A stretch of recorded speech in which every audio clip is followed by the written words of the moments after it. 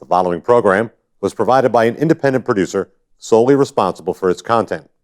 The opinions expressed do not necessarily represent the views of this station, its staff, board of directors, or underwriters.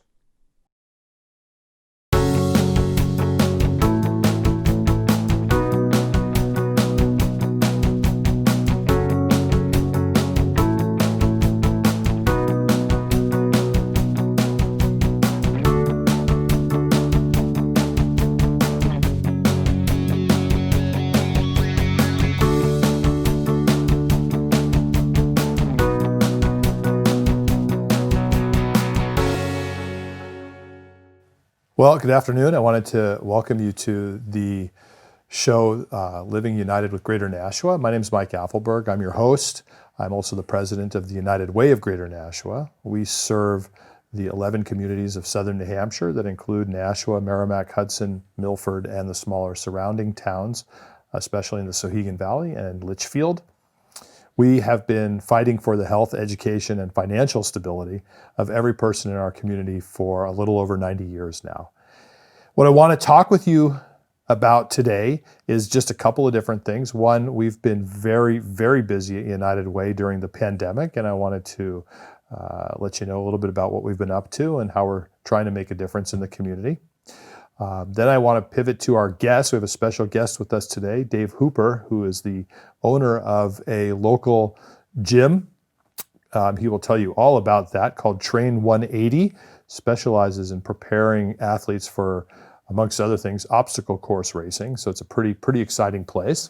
And we're going to talk about what he's been up to, both in his gym, as well as some events that he's been working on lately that involve just, in my estimation, crazy things that have lunges and plunges and all sorts of crazy, so kettlebell, all sorts of crazy stuff we're going to talk about. Then we're going to talk at the end of the show about the Blizzard Blast, which is our annual winter obstacle course race coming up at the end of January. So lots to talk about today. And Dave, welcome to our show. I appreciate Thanks for having me today. Yeah, absolutely. So just a little bit about what we're working on at United Way these days. And I'll bring you in on the conversation a little bit because we're going to talk about school. But since March, we've been extremely involved with the pandemic response. We started out very early on doing what United Way does, and that's supporting the nonprofits in our community. If everybody thinks back to the dark days of March, it included things that we've put out of memory at this point, things like, where do I get my toilet paper? Mm-hmm. And nonprofits had these issues as there were shortages. They were struggling to get the supplies they needed to run their programs. And so we actually pivoted very quickly to sourcing of supplies to support our nonprofits. In a very short amount of time, we gave out over 3,000 rolls of toilet paper, hundreds of gallons of hand sanitizer that we custom packaged, and we partnered with a local distillery, Gin Spirits, to make the hand sanitizer, bottled it up with volunteers. We did diaper drives, we did food drives, we bought gloves wherever we could. We kind of got as much masks as we could out into the community. So it was really early on, was our goal was to make sure that no nonprofit in our community had to stop doing what they do because they couldn't get what they needed and really didn't have the time or the resources to source these things. We converted our office essentially into a warehouse. Mm-hmm. We have a very small office, but it was bigger because I sent everybody home. All of our employees, they worked from home other than myself. I came into the office and just as we had volunteers coming and going, gave them their stuff. As we had nonprofits coming and going, gave them what they needed. And to this day, we're basically looking like it's a warehouse, even though we got employees back in the building now. Yeah. Pretty interesting shift in business models, if you will. Yeah. Shortly after that, the schools called us up and said, hey, we're going to do giveaway breakfasts and lunches. The federal government has approved us to do that for the community for anybody who needed breakfast and lunch, but we need volunteers to help out in putting that food out into the community. They were able to prepare the food. Federal government paid for the food. And then we put together a collaborative partnership where the Boys and Girls Club and the YMCA and the Nashua Soup Kitchen and Shelter all helped with some of the logistics of getting the food from where it was prepared, which was, for example, a lot of times at Nashua North or at Pennachuck Middle School, brought it out to one of the school locations. At one point, we had 13 different locations, and we also had 4 different bus routes running an additional 24 stops around town.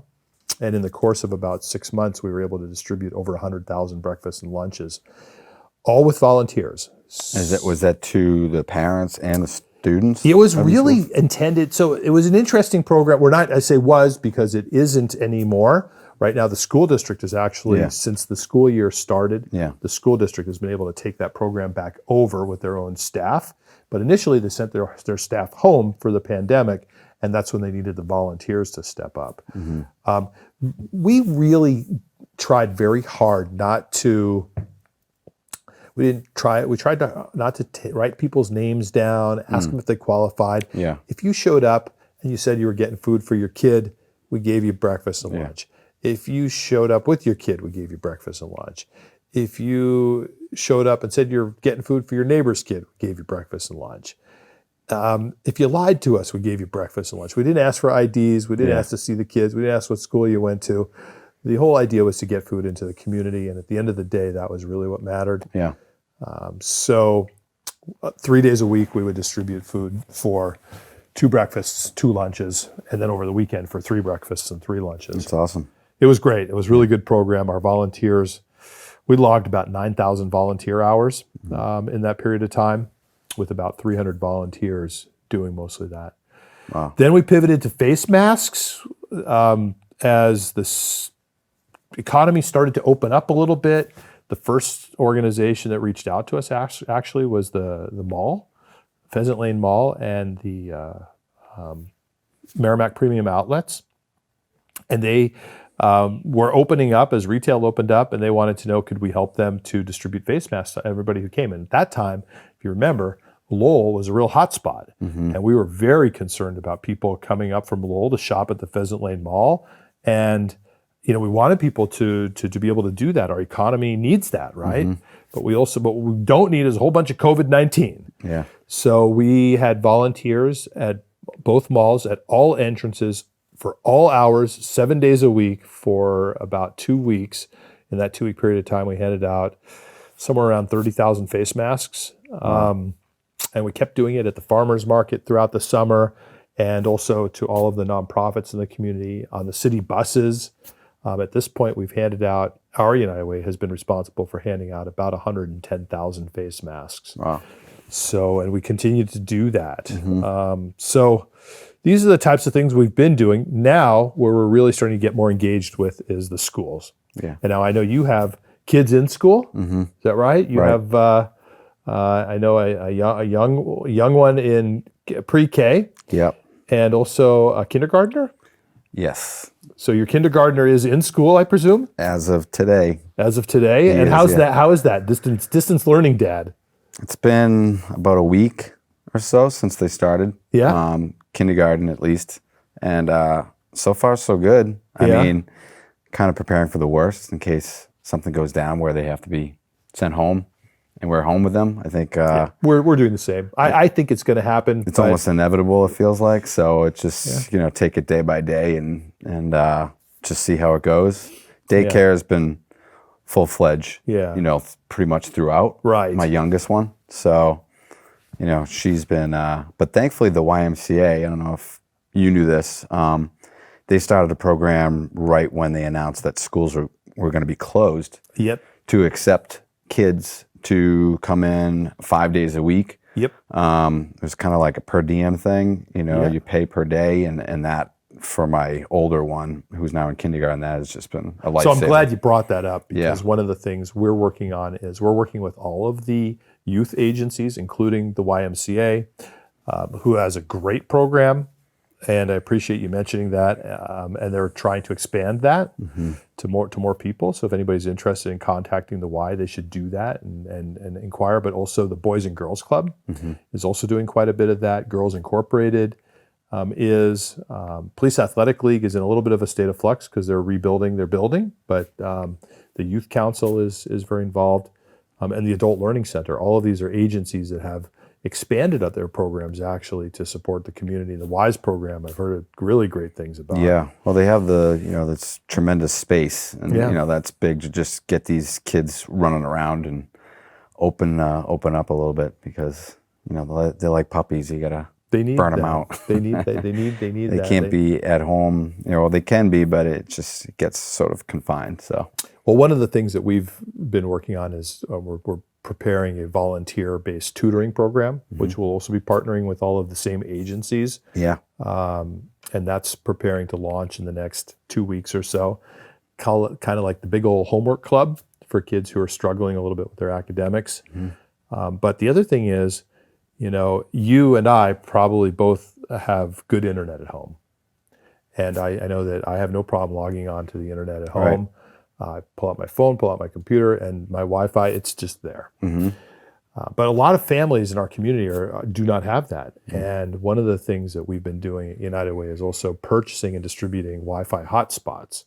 And in the last 2 months, we've been able to distribute over 200 hotspots to local families, which have connected about 500 kids at this point to the internet. That's 500 kids who since March, think about that, since March had not been online.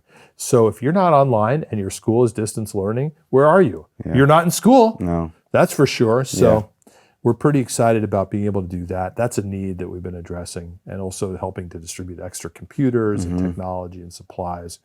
So it's been interesting. Yeah, that's great. I didn't realize that there was so much lack of service. Well, there are 75,000 people in Nashua, so it's not like it's an enormous number, but those 500 kids, that's 500 kids out of, I think the district has roughly 11,000 students. So it's a significant enough number that you wouldn't want, if you're not in school. And I'm old, right? So when I was young, they would have said you're truant, and they would have sent the truancy officer after you, but that's basically what it is. If you're not in school, where are you? What are you doing? You're not connected. You're not you're not learning.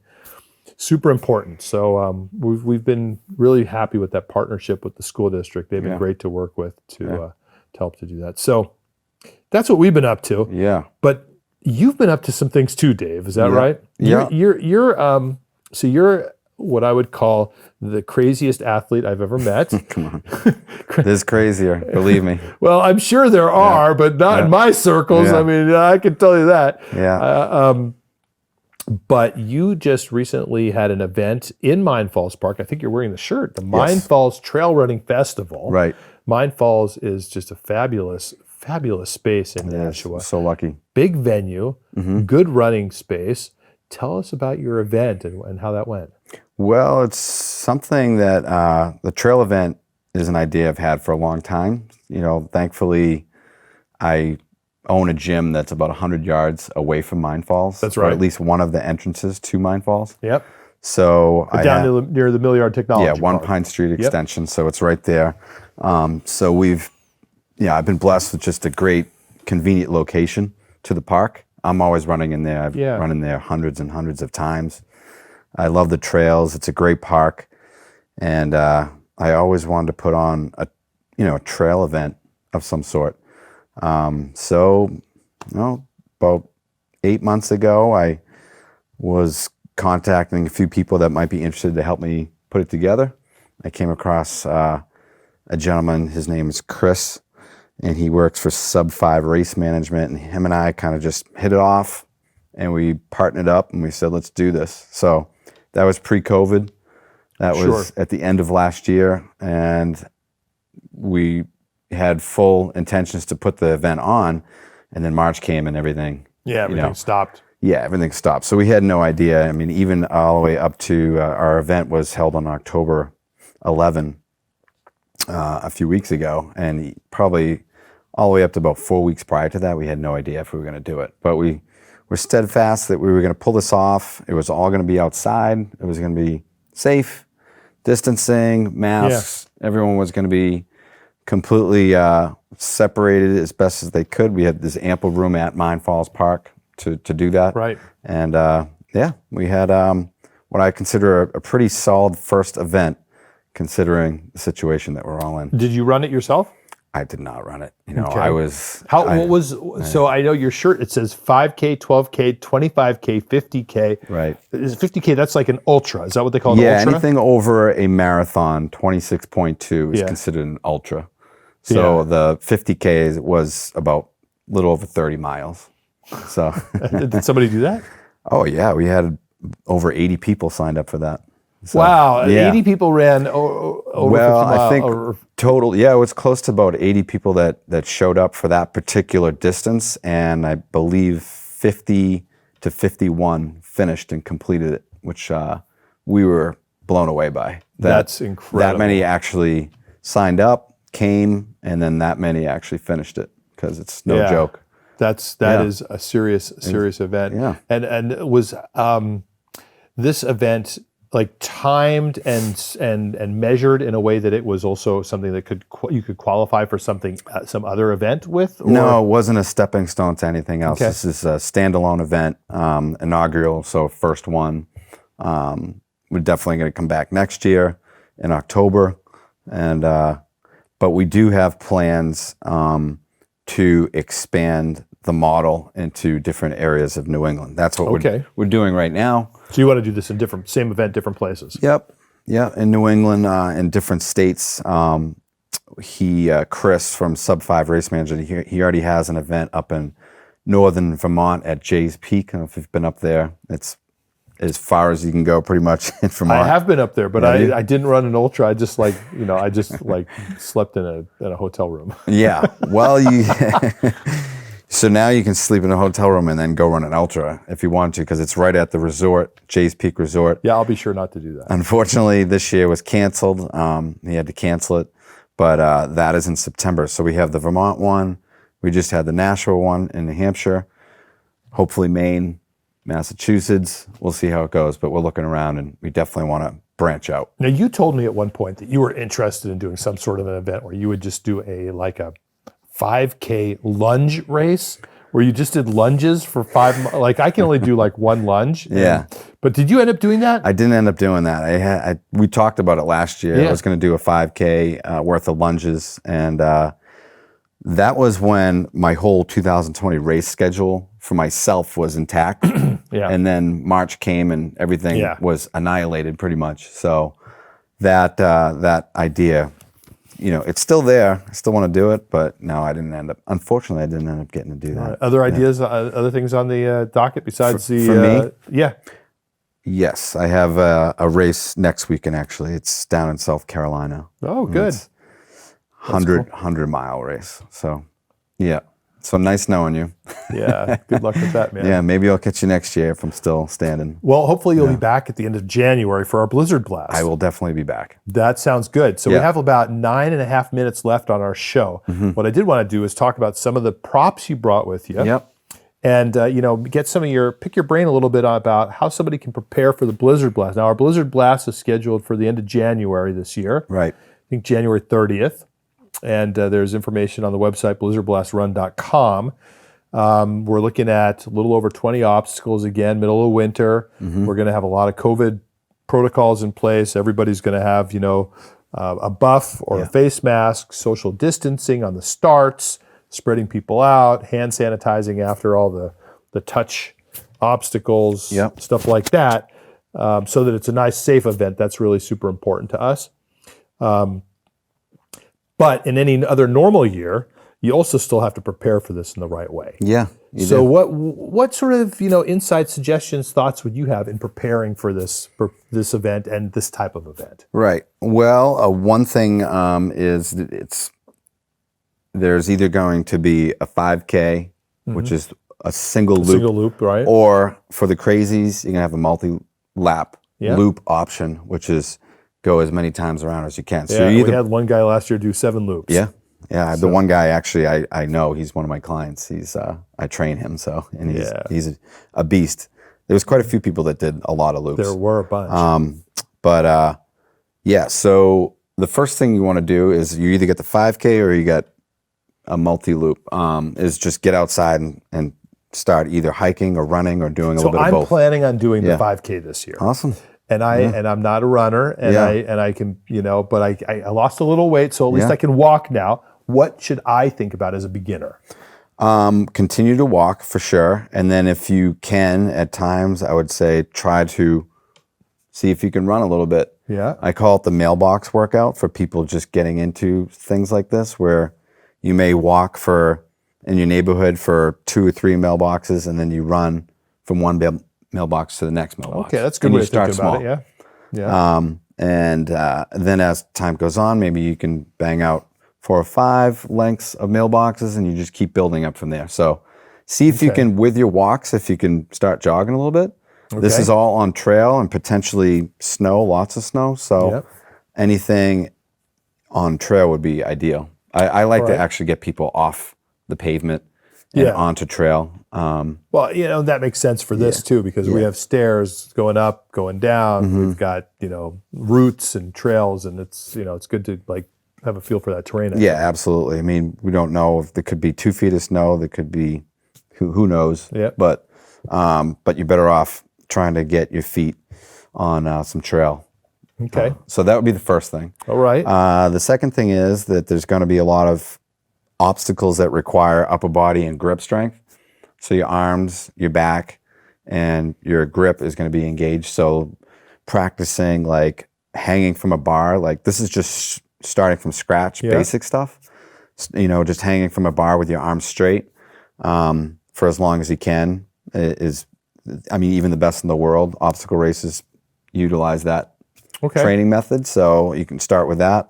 And then if you wanted to get a little bit more detailed, you can start, using things like a kettlebell.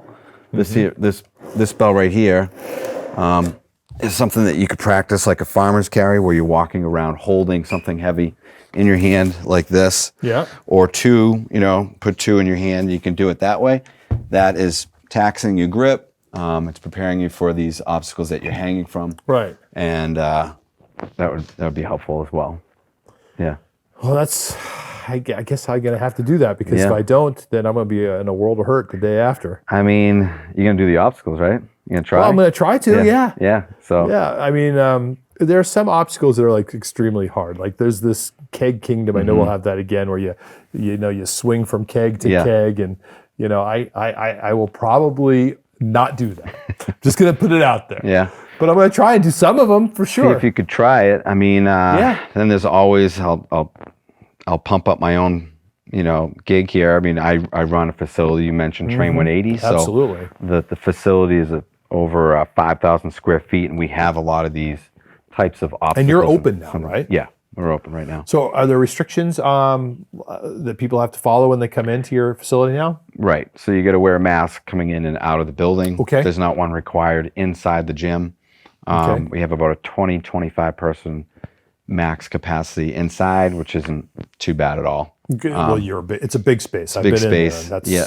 That's So nothing. it's plenty of space for that many people. And Okay. yeah, that's it for restrictions. But yeah, so Train 180, you can reach out to me, and you can, if you want to train specifically for functional fitness or obstacle racing, Blizzard Blast in particular, you could do that there. Okay. Yeah. What should I wear? Clothes. And Well, there are guys like there's one guy who shows up in a Speedo. you could go that route. Ain't gonna be you me. have lost a lot of weight, so you might want to show off your. That's the not gonna new- happen. But I should probably, I'd imagine, do some layering or something. Yeah. So that as I warm up, I'll, I don't know. Yeah. So in an event like this, I'm a big cold weather race person. I do events in the winter, snowshoe events and that kind of thing. So I'm a big advocate of wearing things that are like compression, tight to the skin. Okay. So, if you want, we'll start from the bottom up. I know. Sure. We have like 3 minutes left. Yeah. So the first thing you want to, in terms of shoes, if you have something that's more trail driven these are called lugs, that's Excellent. helpful. Like hiking shoes that have a little bit of, aggression on the bottom. And if it's icy, should I have like something, what do they call those things that get clamp-ons? Yeah, you could use those. They can get a little bit sketchy on some of the obstacles, but unless it's like a sheet of ice, you could definitely keep those with you. And if it was just a whole course was a sheet of ice, you'd want to throw those on. Okay. Then socks. This is probably one of the most important things is the socks that you wear, because it's really it's going to dictate how well your feet stay So those warm. wool socks, I presume, Yeah, like these Darn are Tough or something like yeah, that? Darn Tough. They're a blend. Yeah, I of use those wool. for hiking. I Awesome. love those socks. Yeah, so this is the medium grade one, middle of the road cushion, awesome, and then you get the full mountaineering sock. These are both Darn Tough. Yeah. I use both of these. They're excellent, and they're made in Vermont, so They're that's even better. fantastic Yeah. socks. You can get them for, I think they're about $15 a pair, something like Yeah, that. the heavier duty ones are a little bit more expensive, but you can Yeah. still Amazon Cool. or through Darn Tough directly. Then working your way up, you get compression, pants. I would definitely consider wearing a compression pant. These are lined, so they're thicker. So you could do something like this or these. All right. Okay, and then over this, you could look into either. I do shorts a lot. Okay. So like a thinner short, like not a basketball short, but like a nylon type material. So you put on your compression pants, you get the shorts over that, then you get like a little bit of extra, because you're going to be down into the snow Yeah. at times crawling around. Or you can just do a full nylon pant over the compression pants. Okay. Okay, then your top, again, compression. This is Under Armour makes a great line of clothing called Cold Gear. So this is really thick. I could wear this in 15, 20 degrees alone and just be fine. Nice. It's Okay. very thick enough, and it's been washed, so you can handle that. Okay. That's nice. And did you wash this stuff this I year? did wash it for you. Because last time it was kind of I know. I apologize. It's So, all right. Yeah. And then if you want to, you could throw a t-shirt on over that, or just a thin mid layer like this. Perfect. Okay. Then up to your hands. These you can get straight at Home Depot. They're called Gorilla Grip. Really thin. They give not much warmth, but at least you But get. they'll keep you from. Yeah, you can throw these on the metal bars, and you're good like that. Of course, your buff Yep. that we're you'll be planning giving on, out. Yeah, we're planning on doing buffs or masks. Not Mm-hmm. really sure which yet, but I can tell you that's one of the things we're going to do is, in the past we've sold these as souvenirs. This year, everybody's going to get one so that we can make sure that, especially where you can't socially distance on the course. Awesome. And then something obviously over your ears. You can do runner ear muffs or a full hat, any kind of crazy hat that you'd like to throw on. I'd love it, Dave. Yeah. We're just about out of time, but I Yeah. did want to say thank you for your help with this event, and I'm so excited about the work that you're doing with Thank you. with what you're doing with your crazy trail running and 50K, 100K. Good luck in South Carolina. You said 100 miler in South Carolina. Yeah. mile in South Yeah. Carolina. Yep. So thank you. Driving, flying. Flying. Good luck. So thanks. Oh, Yep. that's tough. So, Yep. thanks again for coming on today. Sure. Thank you to everybody who's listened in to our show today. Again, this is Living United with Greater Nashua, and I'm your host Mike Adfelberg, and we've been talking to Dave Hooper from Train 180 about what he's doing in obstacle course racing. Hope everybody has a great day.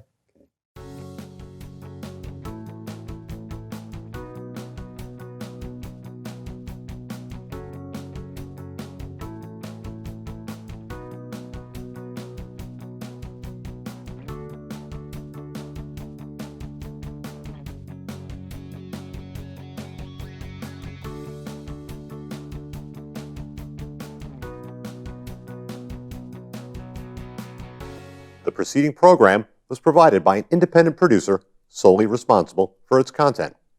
The opinions expressed do not necessarily represent the views of this station, its staff, board of directors, or underwriters.